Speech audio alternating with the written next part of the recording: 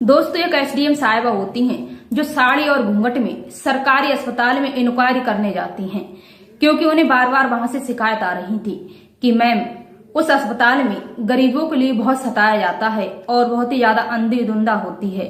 अगर किसी भी इक्विपमेंट से वहां जांच कराओ तो हर किसी के पैसे लेते हैं और गरीबों के लिए बहुत सताते हैं और मरीजों के लिए एक्सपायरी दवाइयां भी दे देते हैं।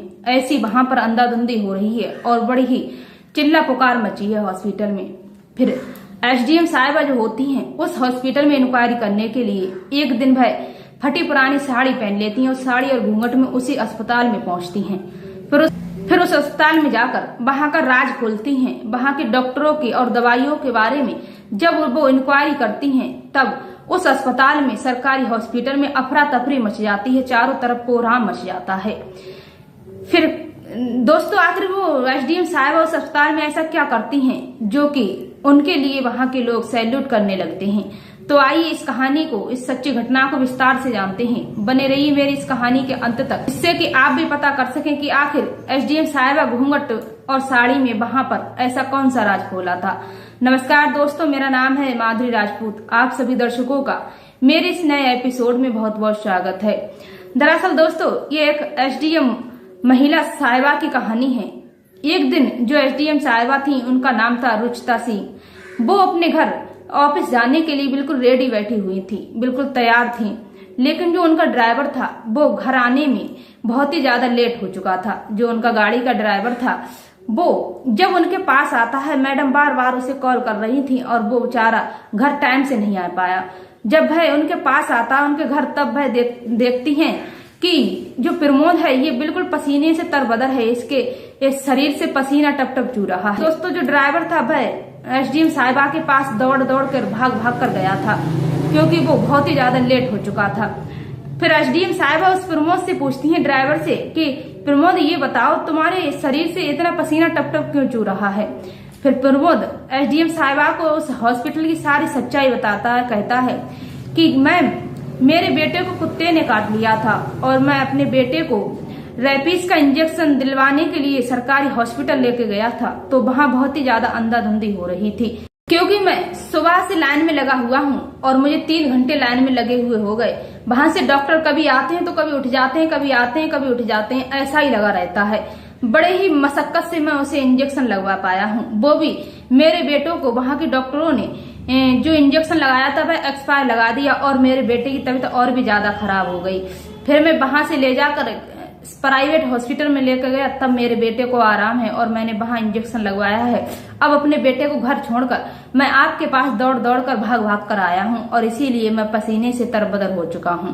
मैडम जो अपने ड्राइवर प्रमोद की बात ये सुनती है एसडीएम साहिबा, तो उनके होश उड़ जाते हैं। वो सोचती हैं कि शायद इस हॉस्पिटल से मेरे लिए कई बार शिकायत आ चुकी है। जब वह विस्तार से उस हॉस्पिटल के बारे में अपने यहाँ कागजात देखती हैं और एप्लीकेशन देखती हैं, तब वह सोचती हैं कि इस हॉस्पिटल से मेरे पास ना जाने कितने व्यक्तियों ने शिकायत पत्र दिए हैं और ऐसे हॉस्पिटल में पता नहीं ऐसा क्या हो रहा है जो गरीब व्यक्ति इतने परेशान हैं, वहां के मरीज इतना परेशान हैं। क्यों ना मैं इस हॉस्पिटल की इंक्वायरी खुद ही जाकर करूं। मैं इस हॉस्पिटल की सच्चाई तक जरूर जाऊंगी। फिर जो एसडीएम मैम थी वह विचार बनाती हैं और बड़े ही गहराई से सोचती हैं, क्यों ना मैं उस हॉस्पिटल में मरीज बनकर जाऊं और मैं ही उसके हॉस्पिटल के डॉक्टरों का पर्दाफाश कर सकती हूँ। फिर मैडम विचार बनाती हैं, तब वह एक फटी पुरानी मैली कुचैली साड़ी पहन लेती हैं और साड़ी पहनने के बाद में वह सर पर घूंघट डाल लेती हैं, घूंघट डालकर और पैरों में नॉर्मल टूटी हुई चप्पल पहन लेती हैं। अब उसी सरकारी हॉस्पिटल में जाकर वो जहां मरीजों के पर्चे बनते हैं उस लाइन में खड़ी हो जाती हैं। अब वहां जाकर देखती हैं तो बहुत ही लंबी लाइन लगी हुई थी। अब ये देखकर उनके होश उड़ जाते हैं। फिर लाइन में लग जाती हैं। अब उनका 1 घंटे बाद लाइन में नंबर आता है पर्चा बनने के लिए। जो वहां पर्चा बनाने वाला कंप्यूटर बैठा था उससे कहती हैं कि मेरा भी पर्चा बना दीजिए। फिर वो होता है, वो कहता है मैम 10 रुपए जमा कीजिए तब आपका पर्चा बनेगा। तब एसडीएम साहिबा होती हैं, वो कहती हैं कि यहाँ तो 1 रुपए में पर्चा बनता है, लेकिन 10 रुपए काहे के। फिर जो वो कंप्यूटर था वह भड़क जाता है और उनसे बदतमीजी करने लगता है कि 1 रुपए तो सरकार के लिए चला जाएगा और हम यहाँ पर बैठे हैं कि हम मुफ्त में बैठे हैं, हम क्या खाएंगे। अगर हम 1 रुपए में ही पर्चा बनाते रहेंगे तो हम क्या करेंगे। फिर पर्चा बनवाना है तो बनवाओ, नहीं तो यहाँ से साइड हो जाओ, और भी बहुत लोग हैं। फिर मैडम 10 रुपए दे देती हैं, कोई बात नहीं है, वो 10 रुपए देकर अपना पर्चा बनवा लेती हैं। अब वहां से पर्चा बनवाने के बाद में वह जहाँ ओपीडी होती है, जहाँ डॉक्टरों को वो पर्चा दिखाया जाता है, उस ओपीडी में पहुंच जाती हैं। अब वहां जाकर देखती हैं, वहां भी बहुत सारी लंबी लाइन लगी है, बहुत दूर तक। अब उसी लाइन में एसडीएम साहिबा फिर खड़ी हो जाती हैं। फिर जो वहां के लोग थे, जो वहां मरीज थे, उनसे पूछा कि यहाँ पर इतनी लंबी लाइन क्यों लगी हुई है, और दोपहर हो चुका है, 12 बज चुके हैं, अभी तक डॉक्टर आया क्यों नहीं है, क्योंकि डॉक्टर तो 10 बजे आ जाते हैं। फिर वहां के जो स्टाफ होते हैं, जो वहां के लोग होते हैं, एक स्टाफ जो कंप्यूटर होता है, उससे मैम पूछती हैं कि ये बताओ डॉक्टर कितने समय तक आएगा। फिर वो भी मैम पर भड़क जाता है और कहता है कि दवाई लेने हो तो लो, तुम पुलिस वाली बन रही हो, इंक्वायरी करने आई हो हॉस्पिटल की, यहाँ की इंक्वायरी कर रही हो कि डॉक्टर क्या करते हैं क्या नहीं करते हैं। अगर दवाई लेनी है तो लो, नहीं तो प्राइवेट हॉस्पिटल में दिखा दो। वो भी कंप्यूटर एसडीएम साहिबा पे भड़क कर चला जाता है। वह अपने गुस्से पे कंट्रोल करे रही। फिर जब हॉस्पिटल में जब वो डॉक्टर आता है, तब वहां के जो मरीज थे वह कोहराम मचा देते हैं कि डॉक्टर आ गए, डॉक्टर आ गए। फिर इधर उधर अफरा तफरी मच जाती है। लेकिन दोस्तों, वो डॉक्टर जो था वह अपने प्राइवेट जो क्लिनिक चला रहा था उस पे ज्यादा समय लगाता था, उसी पर बैठता था, वहां ही उसी अपने क्लिनिक पर मरीजों को देखता था। तो वो सरकारी हॉस्पिटल में बहुत ही कम आया करता था। इसी कारण से वहां पर बहुत ही ज्यादा मरीजों का कोहराम मचा पड़ा था। फिर 1-1.5 घंटे बाद मैम का नंबर आ जाता है। फिर वहां पर वो जब डॉक्टर आता है तब वह दोबारा से फिर आकर चला जाता है, लेकिन मैडम का नंबर फिर नहीं आता है। फिर वो पूछती हैं कि वहां के आसपास के जो मरीज थे उनसे पूछती हैं कि आखिर ये डॉक्टर का चल क्या रहा है, यहाँ से इतने समय के लिए गायब हो जाता है, 5 मिनट के लिए आता है और 1 घंटे के लिए गायब हो जाता है। तब जो मरीज थे वह बताते हैं कि मैम, फिर वो मरीज होते हैं वो बताते हैं कि इस डॉक्टर का अपना खुद का एक हेल्थ क्लिनिक है प्राइवेट। उस हॉस्पिटल से जब क्लिनिक से फोन आ जाता है कि तुम्हारा मरीज आ गया है, तो ये वही देखने के लिए चले जाते हैं। उसके बाद में जब अपना वहां का पेशेंट निपटा लेते हैं या वहां का केस सॉल्व कर लेते हैं, तभी यहाँ पर वापस आते हैं। अब ये बात सुनती फिर एसडीएम साहिबा का गुस्सा साथ में आसमान को छू लेता है। लेकिन एसडीएम साहिबा बिल्कुल जहर का घूंटा पीकर रह रही थी। फिर जैसे तैसे करके एसडीएम साहिबा का 1-1.5 घंटे बाद उस डॉक्टर से मिलने का नंबर आता है। तब वहां से वो दवाई लिखाती हैं, अपनी हालचाल बताती हैं बीमारी के बारे में। लेकिन उन्हें दिक्कत तो कोई भी नहीं थी, केवल वो तो इंक्वायरी करने गई थी। फिर वहां से पर्चा बनवाकर जहां मरीजों के लिए दवाई मिलती है उस जगह पर जाती हैं, मेडिकल स्टोर पर जाती हैं, तो वहां भी देखती हैं कि फार्मेसी भी बहुत ज्यादा लंबी लाइन लगी हुई है मरीजों की, वहां भी कोहराम मचा पड़ा है। फिर वहां जाकर 1-1.5 घंटे इंतजार करती हैं। वहां जो लड़की बैठी हुई थी फार्मेसी पे, वो भी बार बार उठकर चली जाती, आ जाती, चली जाती, ऐसा ही लगा पड़ा था। फिर मैम उससे पूछती है कि ये बताओ, तुम मरीजों के लिए दवाई दे रही हो या इधर उधर भाग रही हो, क्योंकि तुम्हें तो सरकार ने यह दवाई देने के लिए बिठाला है। लेकिन वो भी मैम के लिए उल्टी सीधी सुना देती है कि दवाई लेनी है तो लो, नहीं यहाँ से भाग जाओ, हमारे लिए और भी बहुत काम है। फिर जैसे तैसे करके एसडीएम साहिबा का नंबर आ जाता है। वह अपना पर्चा बढ़ाती हैं। तब जो फार्मेसी पर लड़की बैठी हुई थी वह उन्हें सारी दवाइयां एक्सपायरी ही उस कागज पर रख देती है कि लो आपकी दवाई बन गई। अब मैडम वहां से हटकर देखती हैं कि यहाँ इसमें कोई भी दवाई ऐसी नहीं है जो एक्सपायर नहीं है, सारी दवाई लगभग एक्सपायर ही थी। फिर वह अपने ड्राइवर के लिए मिस कॉल मारती हैं और कॉल करके पूरी फोर्स को बुला लेती हैं, क्योंकि एसडीएम साहिबा ने पहले से ही कह रखा था अगर मैं किसी के लिए मिस कॉल मारूं तो समझ लेना कि सभी लोगों को यहाँ पर आना है।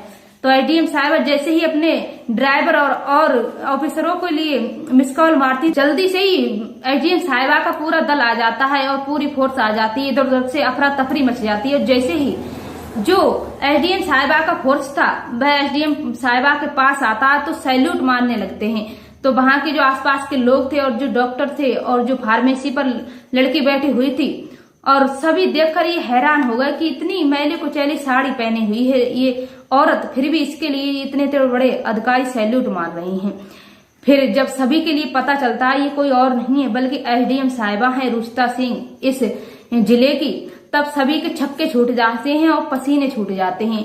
पूरे हॉस्पिटल में कोहराम मच जाता है कि एसडीएम साहिबा आई हैं, एसडीएम साहिबा आई हैं रुचिता सिंह। सभी को जानकारी लग जाती है। फिर जो फार्मेसी पर लड़की बैठी हुई थी, लेडीज पुलिस उसे गिरफ्तार करती है, और जो ओपीडी में डॉक्टर थे उसके लिए भी पुलिस गिरफ्तार कर लेती है, और जहां पर्चे बन रहे थे सभी के लिए लगभग गिरफ्तार करवा देती हैं।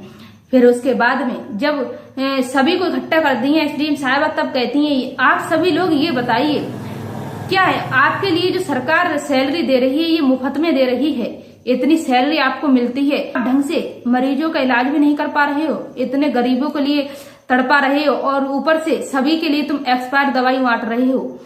अगर किसी को कुछ हो जाएगा तो क्या होगा, क्योंकि तुम तो सरकारी डॉक्टर हो, तुम पे तो कोई आंच आएगी नहीं, लेकिन जिनके घर उजड़ रहे हैं उनसे पूछो, जिनका परिवार टूट रहा है। आप सभी लोग ऐसी यहाँ पर अंधाधुंधी कर रहे हो और गरीबों के लिए सता रहे हो, और सभी मरीजों के लिए एक्सपायरियां दवाइयां बांट रहे हो। क्या ये तुम्हारे लिए सही है? सरकार तुम्हें इतने अच्छे खासे पैसे देती फिर भी तुम्हारा पेट नहीं भरता है, और जहां 1 रुपए का पर्चा भर रहा है वहां तुम 10 रुपए जमा कराते हो मरीजों से। और कोई भी इंस्ट्रूमेंट जो चेकअप वाला है उनके भी फीस अलग से लेते हो, उनका भी टेस्ट जब करते हो तो मरीज से पहले पैसे रखवा लेते हो। अगर मरीज इतना ही पैसे वाला हो तो इस सरकारी हॉस्पिटल में आएगा ही क्यों? वो प्राइवेट हॉस्पिटल में दिखा देगा, अच्छा इलाज कराएगा, सरकारी में क्यों आएगा? यहाँ तो गरीब लोग मजबूर होकर यहाँ आते हैं, उनके लिए भी तुम इतना सता रहे हो। तुम्हें अपने आप पर शर्म आना चाहिए, कहीं चुल्लू पर पानी में डूबकर मर जाना चाहिए। अब सभी डॉक्टर, पूरा स्टाफ, सभी एसडीएम साहिबा के पैरों में गिरकर माफी मांगने लगते हैं, लेकिन एसडीएम साहिबा जो होती हैं वो किसी को माफ नहीं करती हैं और सभी को सलाखों के पीछे डलवा देती हैं और सभी पर केस दर्ज करवा देती हैं। उसके बाद में उस हॉस्पिटल में नया स्टाफ आता है, उनके लिए भी एसडीएम साहिबा जो होती हैं वार्निंग देती हैं कि यहाँ पर कोई भी अफरा तफरी नहीं होनी चाहिए और किसी के साथ में कोई गलत काम नहीं होना चाहिए, और ना ही किसी को एक्सपायर दवाइयां मिलनी चाहिए।